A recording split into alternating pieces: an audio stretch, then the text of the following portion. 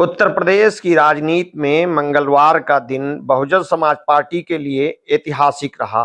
लखनऊ का रमाबाई मैदान 18 साल बाद एक बार फिर मायावती की महारैली का साक्षी बना।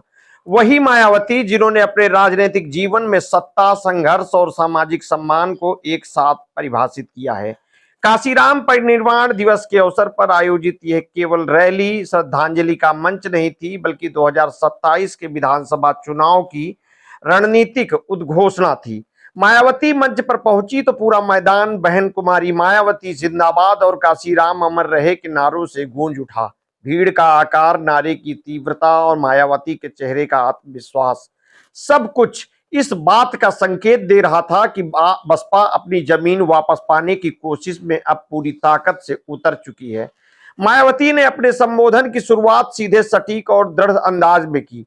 उन्होंने साफ कहा कि बहुजन समाज पार्टी 2027 का विधानसभा चुनाव किसी भी दल के साथ गठबंधन में नहीं, बल्कि अकेले लड़ेगी। ये घोषणा उनके पुराने तेवरों की याद दिलाती है, जब 2007 में उन्होंने अकेले दम पर पूर्ण बहुमत हासिल कर उत्तर प्रदेश में बहुजन शासन की सबसे सशक्त तस्वीर पेश की थी। मायावती ने अपने भाषण में समाजवादी पार्टी, भाजपा और कांग्रेस तीनों पर एक साथ निशाना साधा, लेकिन अंदाज अलग अलग रहा। समाजवादी पार्टी पर हमला करते हुए उन्होंने कहा कि जातिवाद की जड़ें सपा ने ही गहरी की हैं। जब सत्ता में रहते हैं तो न उन्हें काशीराम जी याद आते हैं, न पीडीए। सत्ता से बाहर होते ही बहुजन समाज की चिंता उन्हें दिखाने लगते हैं।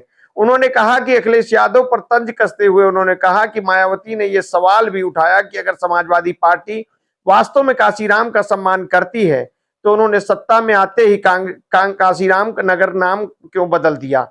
मायावती के इस सवाल में केवल राजनीतिक आरोप नहीं, बल्कि बहुजन स्वाभिमान का दर्द झलक रहा था।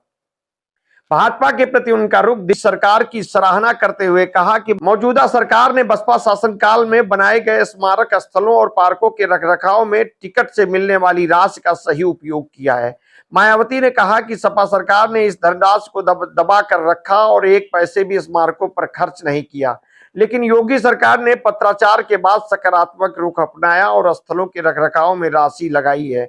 उन्होंने कहा कि इसलिए हमारी पार्टी उनकी आभारी है और ये बयान राजनीतिक रूप से महत्वपूर्ण था। इसमें भाजपा की आलोचना के बीच एक नियंत्रित स्वीकार्यता झलक रही थी, जो भविष्य की रणनीति का संकेत भी हो सकती है। कांग्रेस पर वार करते हुए मायावती ने कहा कि आजादी के बाद सबसे पहले दलितों और पिछड़ों के साथ अन्याय कांग्रेस ने किया। उन्होंने याद दिलाया कि काशीराम के निधन के बाद ना तो कांग्रेस ने सपा ने एक दिन का राष्ट्रीय शोक घोषित किया। इससे इन दलों की सोच और भावना का साफ पता चलता है। मायावती ने कहा कि यह बयान कांग्रेस की ऐतिहासिक भूमिका पर प्रश्न चिन्ह खड़ा करता है और बहुजन राजनीति को एक स्वतंत्र विचारधारा के रूप में परिभाषित करने की कोशिश करता है। मायावती ने उन अफवाहों को भी सिरे से खारिज किया जिनमें कहा जा रहा था कि समाजवादी पार्टी के नेता आजम खान बसपा में शामिल होने जा रहे हैं।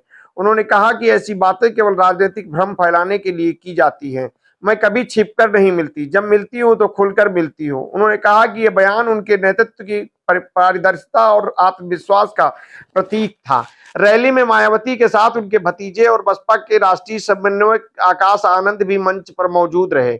आकाश ने अपने भाषण में कहा कि 2027 में बहुजन समाज पार्टी एक बार फिर सर्वजन हिताय सुखाय की सरकार बनाएगी।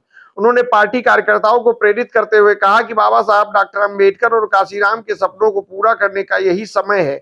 उनके शब्दों ने युवाओं और संगठन दोनों में ऊर्जा भर दी। रामाबाई मैदान में उमड़ा जनसैलाब ये दिखा रहा था कि बसपा की पकड़ अब भी कमजोर नहीं हुई है, बस उसे दिशा और उत्साह देने की जरूरत है। मायावती ने उसी दिशा की नींव इस रैली से रखी है। ये रैली केवल शक्ति प्रदर्शन नहीं थी, बल्कि एक राजनीतिक पुनर्स्थापना का प्रतीक थी, जहां बहुजन विचारधारा फिर से अपनी। ये भीड़, मायावती का आत्मविश्वास और आकाश आनंद की अगली पीढ़ी वाली मौजूदगी, तीनों मिलकर ये संदेश दे रही हैं कि बसपा 2027 के चुनाव को सिर्फ एक मुकाबले के रूप में नहीं, बल्कि अस्तित्व और अस्मिता की पुनरावृत्ति के रूप में देख रही है। और ये रैली बताती है कि मायावती अब भी वही नेता हैं जो विरोधियों के साथ ही नहीं, हालात के खिलाफ भी खड़ी रही हैं।